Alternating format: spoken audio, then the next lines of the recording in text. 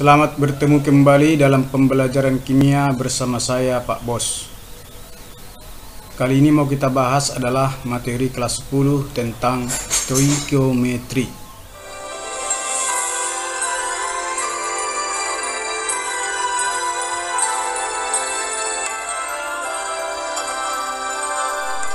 Dalam stoikiometri kita akan mempelajari yang pertama nanti tentang konsep mol.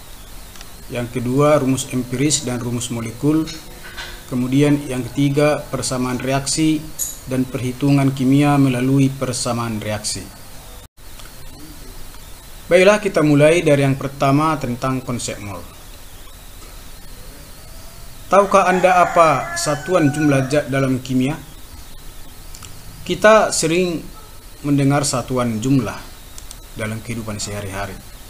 Ada lusin, kodi, gross, dan rim, dan lain sebagainya.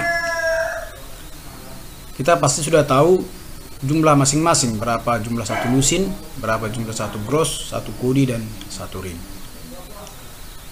Kemudian untuk menyatakan jumlah atau jumlah zat kimia, kita mengenal istilah mol. Mol itulah satuan jumlahnya, baik nanti dia atom, molekul, dan ion. Bagaimana cara menentukan mol dari suatu zat? Untuk unsur, menentukan mol jika sudah diketahui nanti masanya, cukup kita membagikan massa timbang per AR. AR itu adalah massa atom relatif dari suatu unsur. Kalau untuk senyawa, menghitung mol itu sama dengan gram atau massa timbangnya per mR-nya. Kemudian bagaimana cara menentukan MR? Untuk menentukan MR dari suatu senyawa, itu sudah saya jelaskan pada video pembelajaran sebelumnya.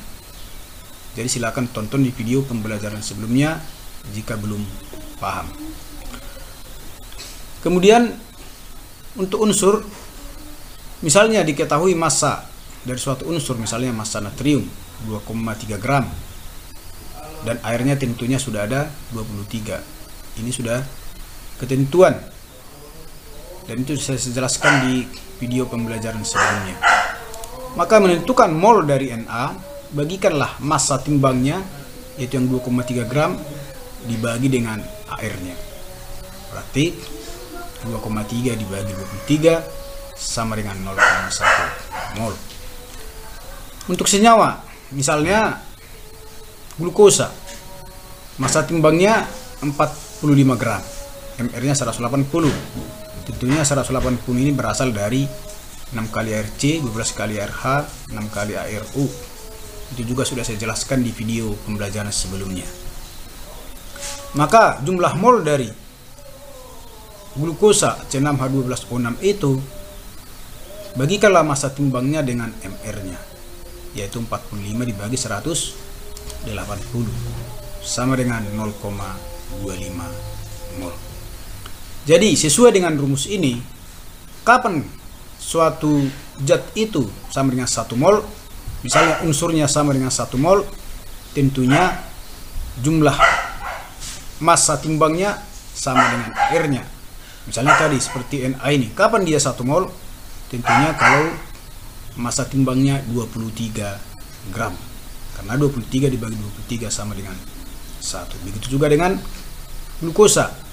Kapan glukosa ini 1 mol? Jika massa timbangnya sama dengan 180 gram. Berarti 180 per 180 sama dengan 1. Maka nanti ada istilah namanya massa molar. Massa molar artinya massa dari suatu zat waktu dia tepat 1 mol. Artinya jumlah air sama dengan massa timbangnya, atau jumlah MR sama dengan massa timbangnya untuk senyawa. Kemudian dalam konsep mol yang kita hitung bukan selalu hanya untuk menentukan jumlah molnya. Bisa juga sebaliknya. Misalnya jika molnya sudah diketahui berapa massa dari suatu zat itu. Dari rumus mol sama dengan gram per air, maka jika kita mau menghitung gramnya, berarti kita buat perkalian bersilangnya, berarti gram sama dengan mol kali air, atau massa dari suatu unsur sama dengan mol kali airnya.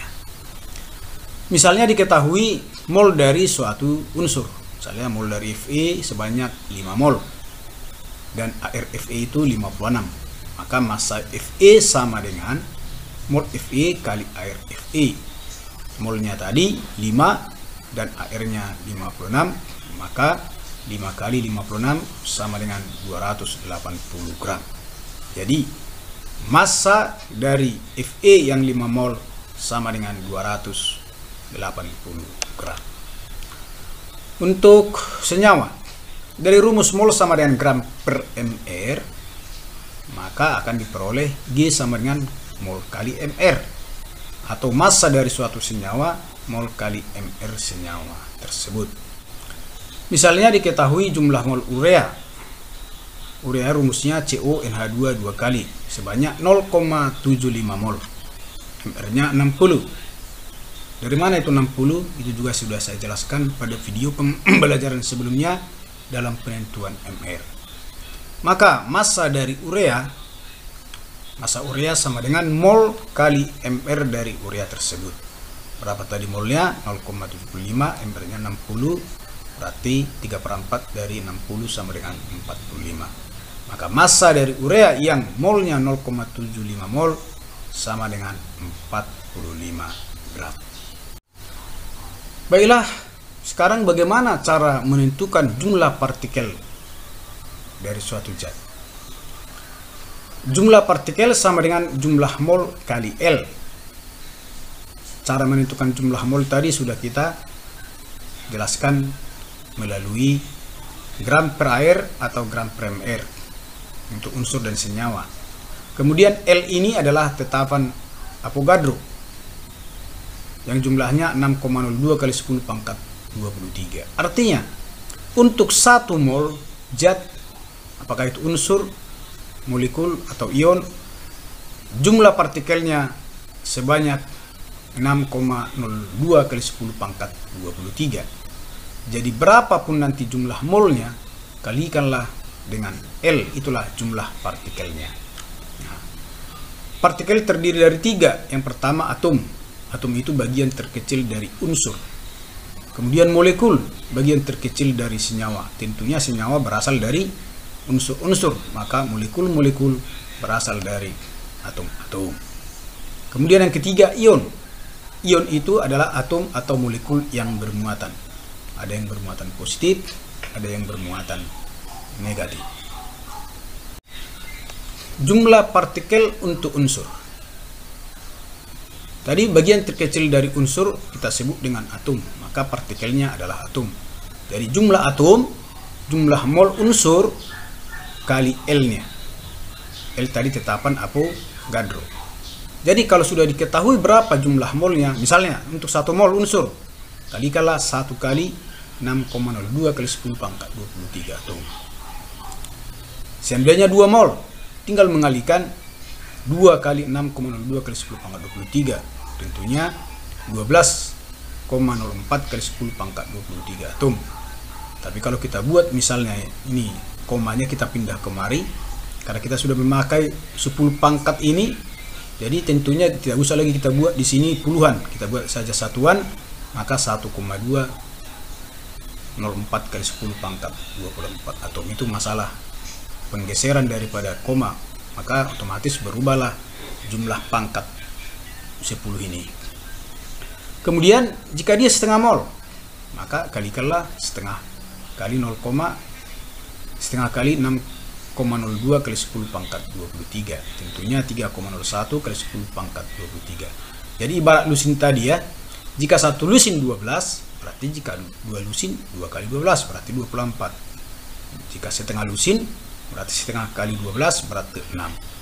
Itu juga lah halnya dengan cara menentukan jumlah partikel, di mana 1 mol sama dengan 6,02 kali 10 pangkat 23. Berapa mol pun dia kalikanlah dengan L atau kalikanlah dengan angka 6,02 kali 10 pangkat 23. Untuk senyawa, tentunya kita hanya merubah kata atom dengan molekul.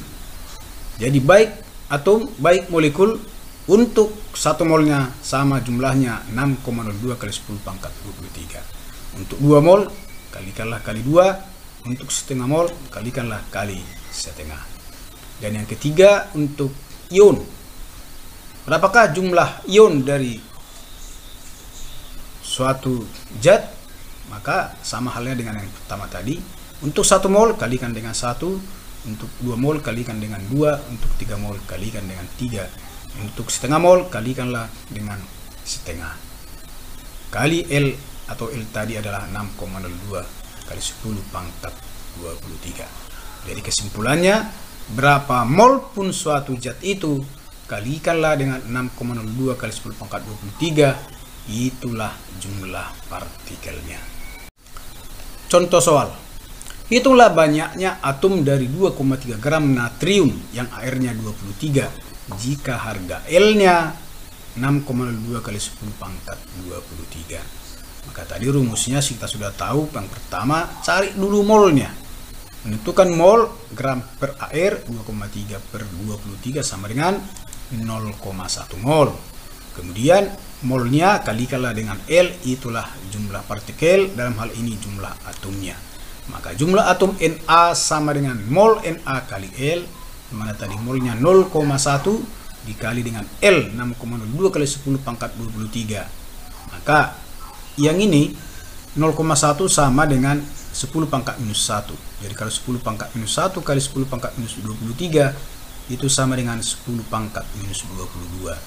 Maka hasilnya 6,02 kali 10 pangkat 22 atom. Contoh soal kedua, hitunglah banyaknya atom dari 196,5 gram seng. Air seng itu atau Zn sama dengan 65,5. Jika diketahui L 6,02 kali 10 pangkat 23. Sama halnya dengan soal nomor 1 tadi, tentukan dulu mol dari suatu unsur tersebut. Mol Zn, gram Zn per air Zn. Berarti 196,5 dibagi 65,5 sama dengan 3 mol. Berapa mol pun suatu unsur itu, kalikanlah dengan L. Itulah jumlah partikelnya. Partikelnya adalah atom, maka jumlah atom dari Zn sama dengan mol Zn kali L, berarti 3 kali 6,02 kali 10 pangkat 23 sama dengan 18,06 kali 10 pangkat 23 atom.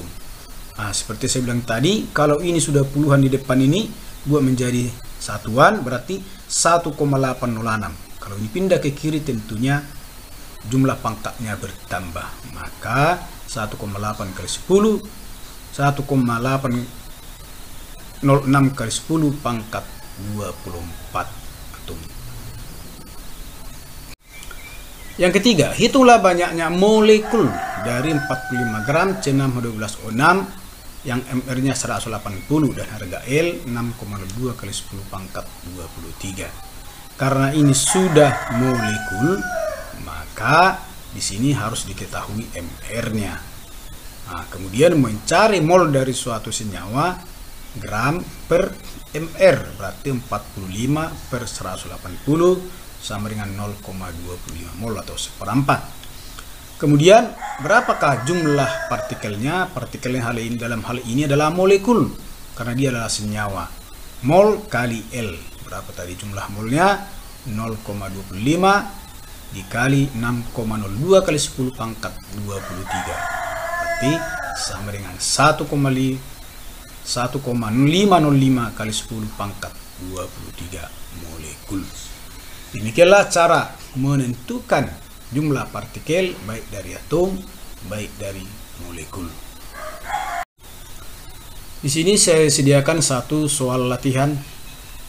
Hitunglah jumlah partikel zat yang terkandung dalam 20 gram Fe2SO4 3 kali atau besi 3 sulfat. Kerjakanlah soal latihan berikut dan coba nanti berikan jawabannya di kolom komentar. Jika tidak bisa, nanti akan saya berikan jawaban yang sebenarnya, tapi coba latih sesuai dengan contoh yang sudah kita buat di atas tadi. Baiklah, demikianlah pembelajaran kita kali ini. Kita akan bertemu kembali dalam pembelajaran berikutnya, tentunya lanjutan dari stoichiometri, lanjutan dari pemakaian mol dalam hitungan-hitungan kimia. Mungkin nanti selanjutnya adalah menentukan rumus empiris dan rumus molekul. Kemudian nanti akan dilanjutkan dengan persamaan reaksi dan perhitungan melalui persamaan reaksi. Baiklah, sampai sekian, sampai jumpa, salam sehat.